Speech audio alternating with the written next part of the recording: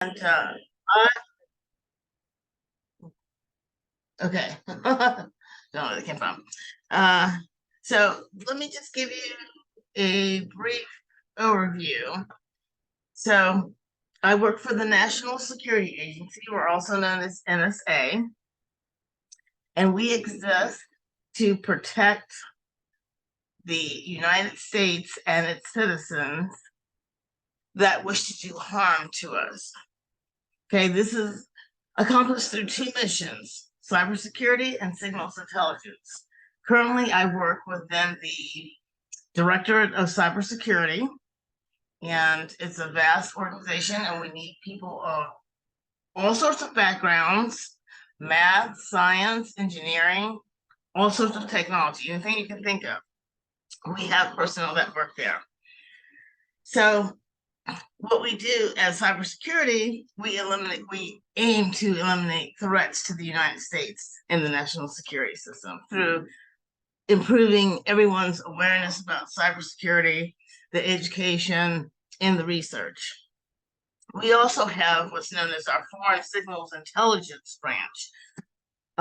They're the policymakers and military forces that defend our country. Everything we do is governed by some sort of legal authorities and policy, specifically gathering to foreign entities to support specific U.S. national strategies. Okay, let me see, move on to the next slide here. Okay, all right. So the slide did not change for us. They did not change? You're still on the National Security Agency cover sheet there. Okay, wait a minute. I can see the slides changing. Okay, I guess I'm gonna have to do this. There we go. Okay. There's always a way. So NSA specializes in cryptology, which is one of the science of writing and breaking codes and ciphers. So every government employee has professional cryptanalysts to intercept and decipher secret communications from all over the world. It's very busy and it's very enjoyable. Everyone, for the most part, I believe, loves what they do and work very hard to accomplish the goals and the overall missions of the director and cybercom. So businesses are interested also in codes and ciphers to protect their trade secrets. Mathematicians are interested in codes and ciphers because of the mathematics involved. Today, I'm going to introduce you to some basic cryptanalysis techniques. So this next, let's see, come on, did it change? It did, yes. Okay. Okay, great. So take a little time to look at this particular slide here. See if you can decipher the message, but do not say what it is right now. We're going to step through this throughout the presentation. You'll pick up different clues and be able to decipher what this message is. If you know what it is, just hold it till the end. We're going to give you a chance to say what you have found out. All right. Okay. So today we're going to go over 4 types of classical ciphers. And a classical cipher is a historical cipher that can be practically computed and solved by hand. So let me see, because it's hard for me to see on these different screens here. Okay. Give me 1 second to make this up so I can see it here. Oh, no. Where'd I go? Okay. Okay, so, okay, where was I at? Yep.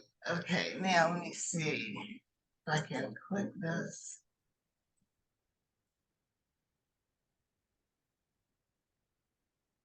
Does anything change on the screen? Because I can't really see it from my end. Right now it says encryption techniques, and you have 4 images. Okay. Okay, the first is a columnar transposition, which rearranges the letters in your message in a specific way. So next you see a rail fence, which is on, I think it's on today, which was invented by the Asian Greeks and used by both sides during the U.S. Civil War. The AFVX cipher is used by the Imperial German Army during World War I. And finally, we'll look at some simple substitution ciphers. Okay. Before we start, let's give you some basic terminology that you may not. Plain text, an unencoded readable message, ciphertext, a hidden or encoded message, transposition, rearranging the characters to encode a message, substitution, changing one character to another to encode a message. Another way that you can look at substitution is if you think about a player who's injured in a game and you have one of the teammates come in to take their place. That's a substitution. Or another example is when you have a teacher that isn't going to be teaching their class for the day, and you have another person that comes in and teaches the class. That's a substitution. And then, of course, there's frequency count, the number of times each character occurs in a cipher. All those are clues to how you solve the puzzle of cipher. Okay, so you look at this. This is columnar transposition. Some transposition ciphers only involve using columns to solve the codes. As you see here, there's different types of columns.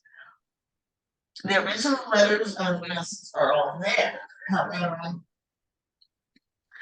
they are mixed up by the ciphers that can appear as simple or complex. Look at the first group of letters. There are 12 letters, but they don't appear in any specific order. Can you read it? To decipher this text, move the letters in the matrix one column at a time, starting at the top left, putting one letter in each space. When all the spaces in the column are filled, move to the next column and continue all of the jump letters until they're all placed in there into the columns or rows. So we see I felt my day, you got my PIC. When we to separate words, giving us I like my pizza. Let's use the same process as what's our first step? Does anybody know? You're going to copy the letters into the matrix. Fill in the form in this one. Now, these letters. What do you get? Math class is always fun. You see that?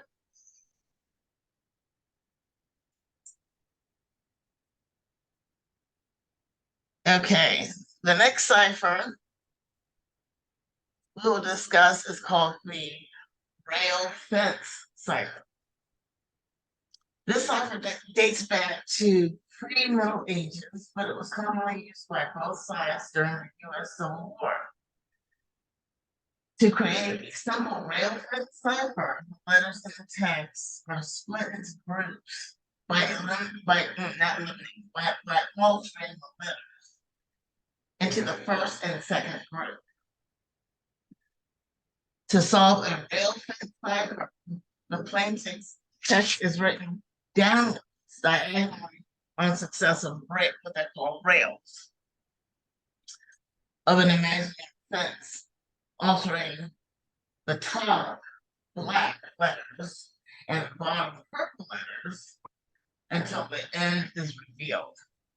For this message, what would be the first two letters? See that SC, okay? Then HL, then LL. It's just a process of breaking everything down. Chris, Yes. you're kind of difficult to hear when you turn your head away from the microphone, so you might want to, just so you're aware. Right? Much better, thank you. Is that better? Okay, good, good, Much better, yeah. good. Okay. And your notes are showing like on the large side underneath the image itself. Oh, and the one that I'm on now? Wait a minute, let me try to see what's going on here. Let me see. Hold on. Why is this wrong?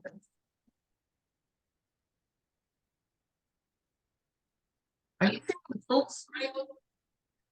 Or is that better?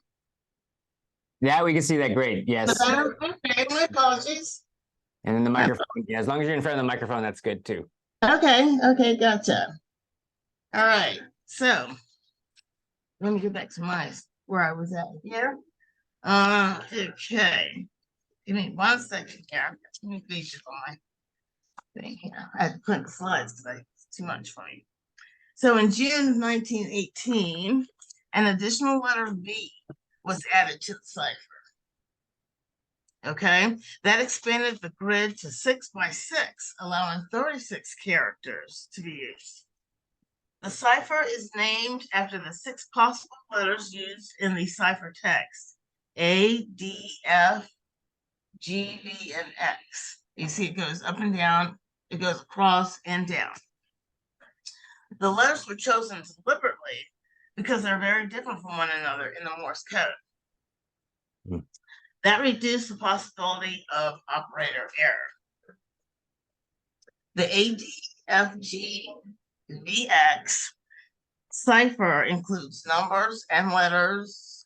I don't believe it includes characters, but just numbers and letters. And to solve it, you use the same technique of down and across, demonstrated in the previous slide. We're not going to solve this one right now, but it's included in the take-home worksheet that your teacher can share with you later. Did everyone get that? I'm hoping. We'll make sure they get it. I can. Okay, perfect. Thank you. So let's see. We're going to move on to the next slide.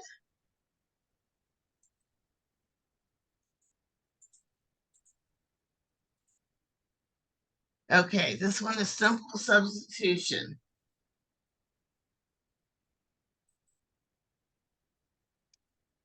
Okay, a simple substitution cipher replaces each letter. There's that word substitution again we talked about earlier, with a different letter, often by shifting the alphabet. Sometimes it's one character to the right or left. This is one of the oldest methods of encryption, used by Julius Caesar around 100 BC. So Caesar shifted the alphabet 3 characters to the right, so that A was replaced by D and B was replaced by E, and so on. Okay. Can you figure out on the shift in this cipher? Compare the cipher text in the top row, the one that says CT, okay, to the plain text below it. Move 7 characters to the right. Use the cipher alphabet. What would the letters Y and G mean?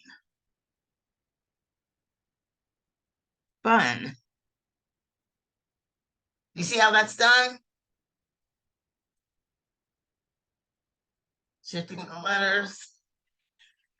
Okay.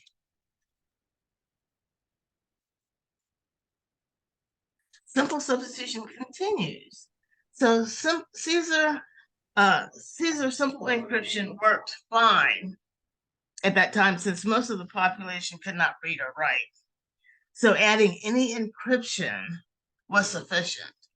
Simple substitution may look easy to many of you, but it can be made way more complex than what you see in front of you. People who create ciphers are called cryptologists, and we have a whole slew of them at NSA, and they're very good at their jobs. It's something I could not do. So in this case, we have two cipher alphabets, one in blue, the other in green. For this example, the idea is to alternate between the uppercase in blue and the lowercase in green. Okay, make sure that you're using the correct PT ciphertext versus PT plain text when decrypting the message. So hopefully everyone sees how that is done.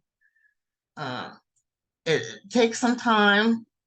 It's not always easy, but it is fun if you like doing that kind of thing.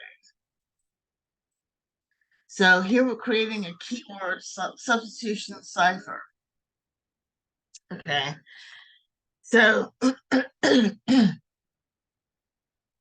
it's your turn to be a cryptologist. Let's talk about another substitution technique, keyword substitution. It's still a simple substitution technique, but there's an added twist of using a keyword instead of just maybe a letter or two or three to create the key. Let's see how we do this together. You start with our keyword, which is supercalifragilisticexpialidocious. Sounds right, right? So from the movie Mary Poppins, it's an adjective that means extraordinarily good or wonderful. What happened from the first to the second line? We went from all caps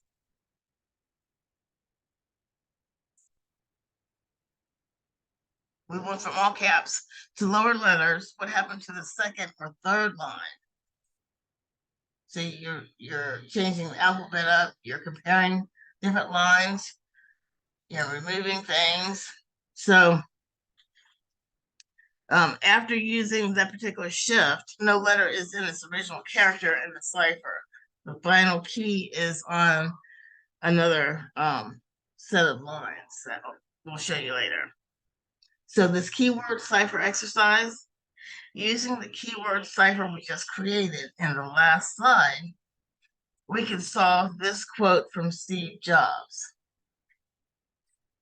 This particular exercise is included in the take-home homework sheet because we have a larger size cipher to solve. So I'm hoping that you're able to work through these. So before we get started on the next cipher, let's analyze the English language. So cryptanalysts spend a great deal of time studying ciphers to find patterns, frequencies, and clues that help them decrypt the message. What would you say are the most common letters in the English language? E, T, N, O, R, I, A, and S. But they're easy to remember in a sentence or a word. Senorita, Senorita. That's easy to remember. So the most common first letter of a word is T. Most common last letter of a word is E.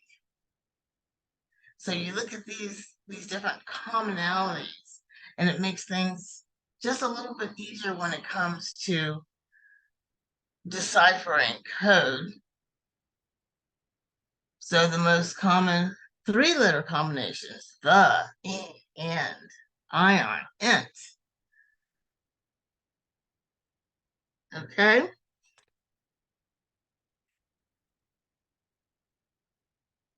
Does anybody have any questions so far? Not in the field, and we can have time for question and answer at the end. Okay. Was it? So, good. Here's another substitution exercise. So here we go. Here is a simple substitution shift in English. Cryptanalysts always work in pencil so they can try and retry if they make a mistake. They don't want to do something in ink and have it completely ruined. The chart at the bottom of the screen lists the number of times each letter appears in the enciphered message. We can use this chart that you see down at the bottom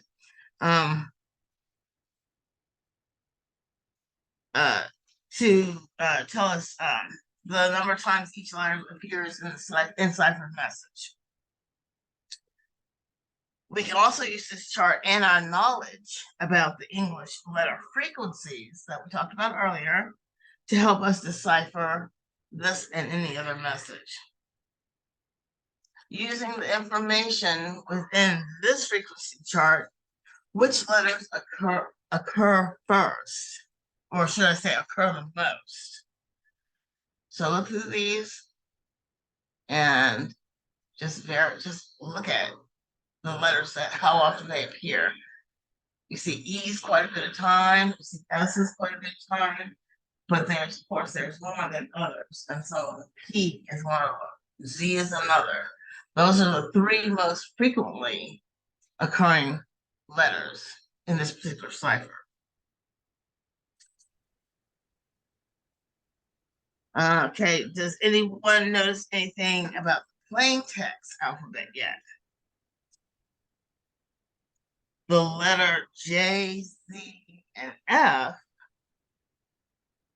the combination appears 2 times in this message at the start of the second and third lines. Also, any idea what these words might be? If so, fill in the letters and finish the message. Hint, this is a simple substitution, alphabet shift of plus 11 to the right. If you had a chance to solve it already, here's the solution. Congratulations, you have found the solution. You have made use of the techniques that you learned today. Try a problem with your friends. That's pretty neat, isn't it? It's really neat when you get to see the results of what you've encrypted or what you have decrypted from something that was encrypted. I've always found that quite fascinating. Okay, so here's an opening challenge. Remember this particular screen that you're seeing. Any ideas on how to read this? Don't say it, but we'll get to it in a minute. Here's a hint. I'm going to give you some time to think about it. See these lines that are going through? That should be the hint right there. Reading from top to bottom, left column to right. And you remember to break them out when you see words. So this would be welcome to the world of cryptanalysis. Okay.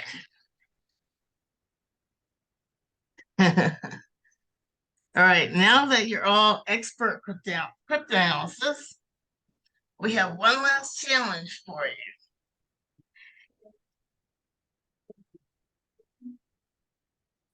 Okay, see all those words bunched up there? All right. We're going to go right over here to the mystery note. We received this mystery note. Let's review what we know. Which method of encryption do you think was used to encode this message?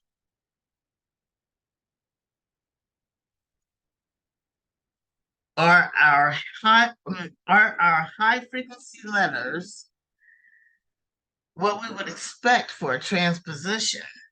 Senorita letters, remember that? Or would this be a substitution?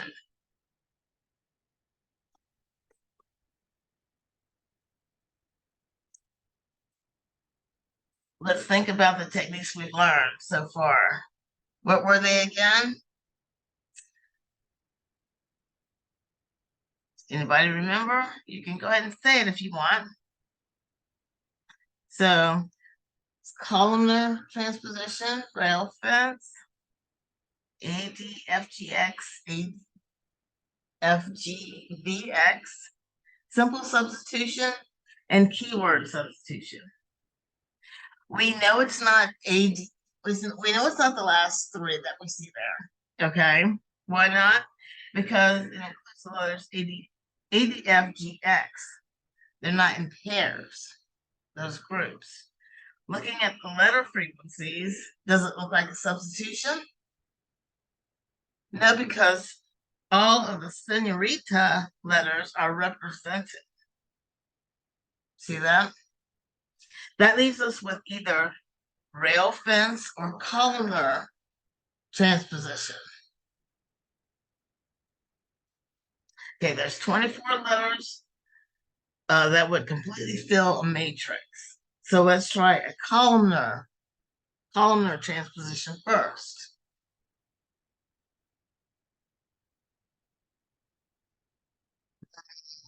What you got for me? Okay, where are we at?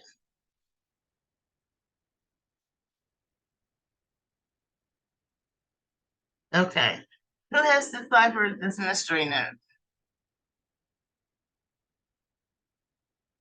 If no one speaks up, I'm going to go ahead and reveal it.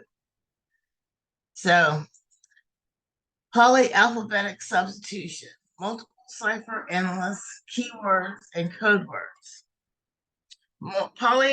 Polyalphabetic substitution uses multiple cipher alphabets, multiple ones, a keyword, and an additional code word to encrypt the message. Does it sound complicated? You are the cryptanalysis now. It's your job to break this code. So let's get to work, see if you can do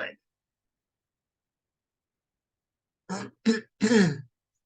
We know that our keyword is secret, okay? And setting is jobs. Why is the second E in secret faded out or grayed out? Because you can't have duplicate letters in the cipher alphabet. The setting word jobs has 4 letters. So that tells us we will have 4 cipher alphabets. Look at the rows C1, cipher 1, C2, C3, third cipher, and C4. Okay?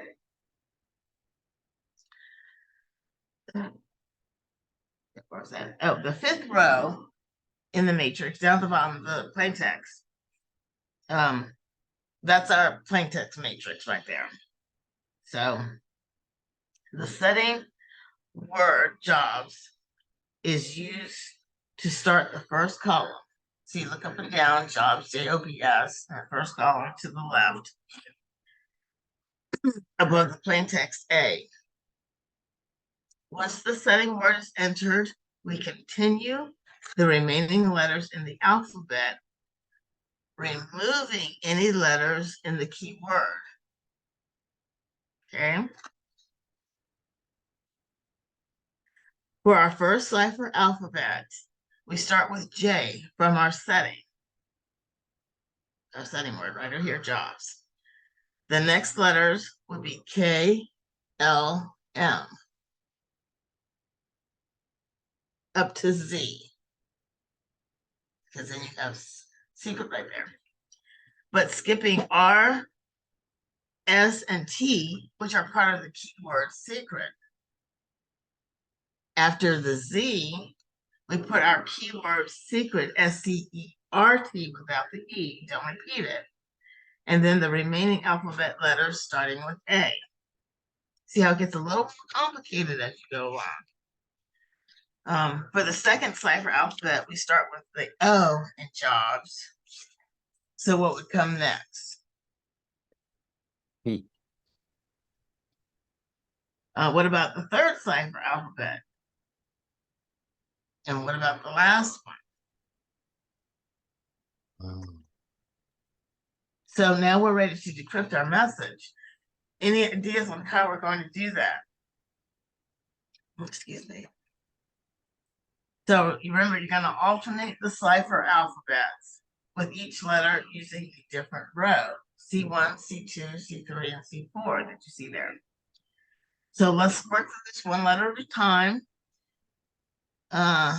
Okay. So, see, I'm going to do that. I'll let you all take the time to do that. Because the actual ending is here. Apply today, little what do you call it? Subliminal message there. Little commercial booking. That is fascinating, and I'm curious that there's no like the letters. I'm sorry, not the letters. The numbers aren't in there though. In that type of In this cipher. particular one, yeah, not in this particular type of cipher. There are some where they actually use. I'm trying to remember, some where they use numbers, and some encryption that uses special characters. But this is just the basics, so we're just giving everyone the basics of the original cipher. So in that cipher, when you say Z, you have four choices on what, because on a C1 it's the Z is an N, but on Right. C2 the Z is what I. Where are you looking at? The C1 the Z is, it goes down to the N, but on C2 the Z is actually an I on the grade level, right? So go to the left, of, yeah, see the Z there? Yes. It stands for I, right? But on the top row, the Z goes down to the N. So does that mean you just got to narrow it down? It gives you four choices? Yes. And it's a skill technique. It's not necessarily something that a lot of people understand how to do overnight. Some people are really quick at it to pick it up, and others have to really study it over time. Right. So, as this slide says, anything needs you, apply today, please. I'm interviewing people constantly. We're getting high school work studies, and I'm hiring as many top quality people as I can. Let's see. Okay, well, that was all that I had for you. Does anyone have any questions? Yeah, so some questions. The students want to know what happens if someone finds out the secret code. What will happen? Well, we've changed things from the way we used to do it with one-time codes. Well, now we use one-time codes. Back earlier, we did have that problem where the cipher was not strong enough. So we have a group of people that are constantly researching ways to improve the encryption techniques that we use. And they're very innovative. And we have to make sure that the code is, we like to stay 1-2 steps ahead of the attacker as much as possible. That doesn't always happen. So that's why we have the strongest encryption that there is. If it gets broke, then that could do a lot of damage to a lot of information that we hold. And so we have to constantly check ourselves. So if there's something that's discovered, and we have teams of people inside that actually do that, they actually will go and say, okay, I'm going to take your information and I'm going to try to break it. I'm going to try to manipulate it in whatever way we can. That way we are thinking outside the box, and we are doing everything we can to prepare just in case. I imagine it's the code that's very limited on who could have it. It's a very small need to know basis too, right? Yes, yes, everything is need to know. Not everything, but most things that would cause grave damage to our workforce and to the American public. Yes. Thank you, Chris. Another question, is it a well-paying job?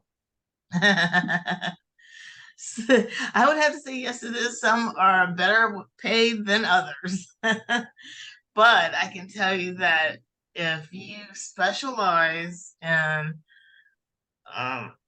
what any of the STEM positions, STEM work roles, science, technology, engineering, math, and you get your degree and you aspire to higher education and knowledge, you're going to be the ones who are getting paid well.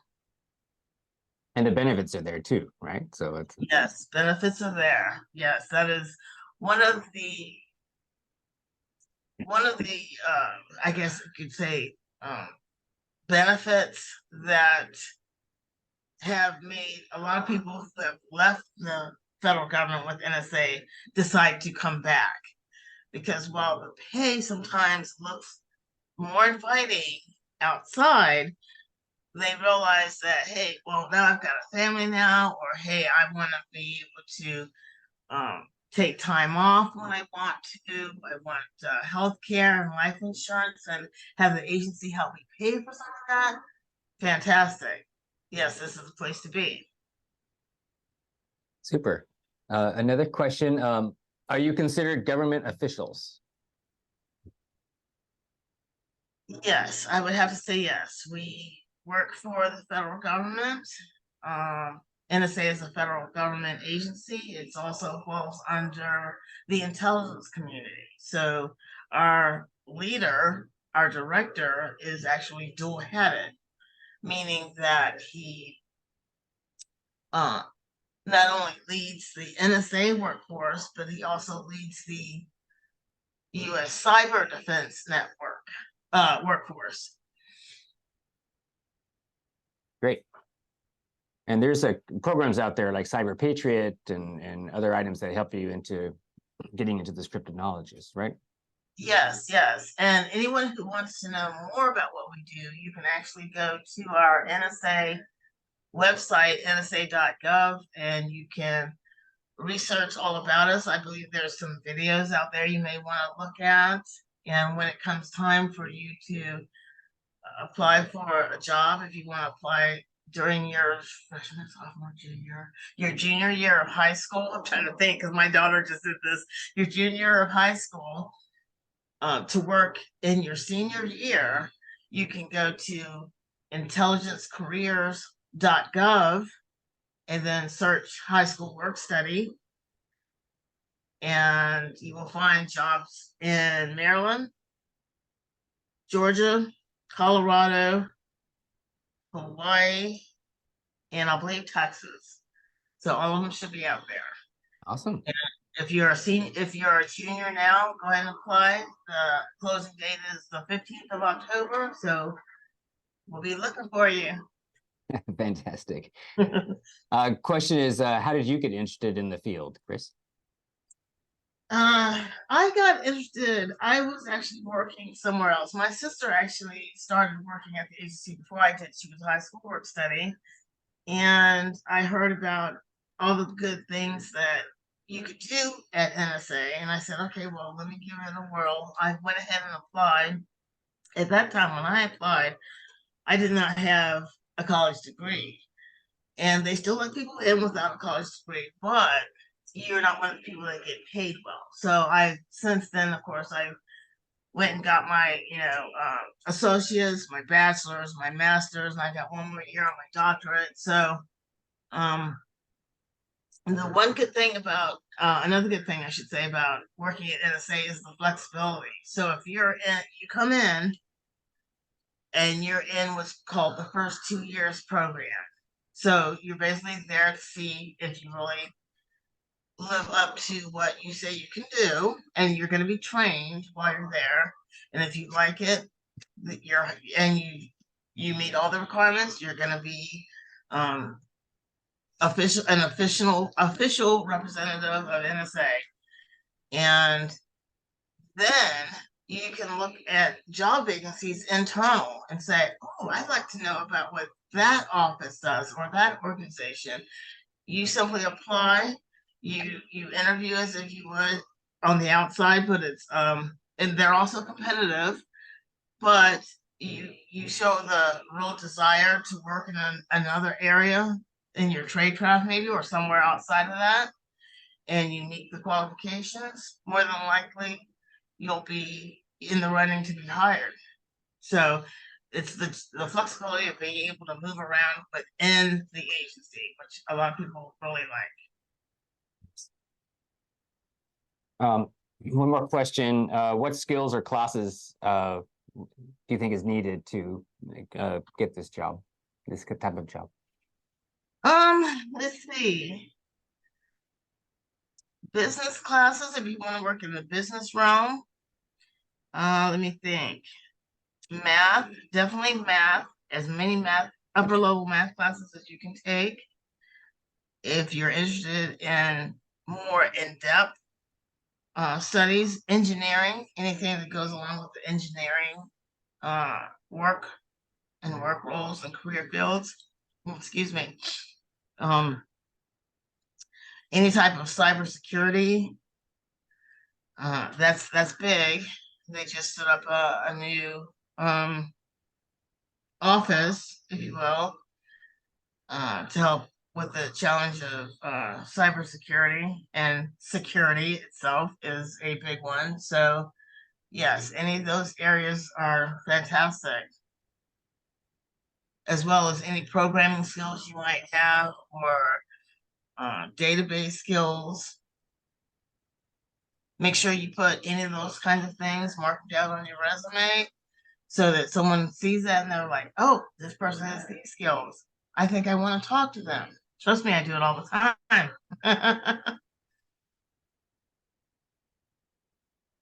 Great. Well, thank you very much, Chris, for spending your time with us. And I want to thank the classrooms also for attending. Really appreciate your time here as well. Chris, it was fantastic, very interesting to see how that works. And I'm like, wow, that's fascinating, especially when it came to the jobs secret code. It's like, oh my God, it just branches out so many levels. So this makes it more difficult to solve these codes, right? So it's like Yes. a problem solving. It's like a challenge, like a word puzzle, right? It's like Yes. but on the extreme. Also, national security involved in it as well, right? So Right, exactly. I found it very interesting. So anyway, so I appreciate it. Thank you, Chris. And thank you. You're very welcome. I appreciate you and all the students and teachers for joining us. Oh, great. Okay. Well, thank you, everyone, and have a nice rest of the day. Have a good one.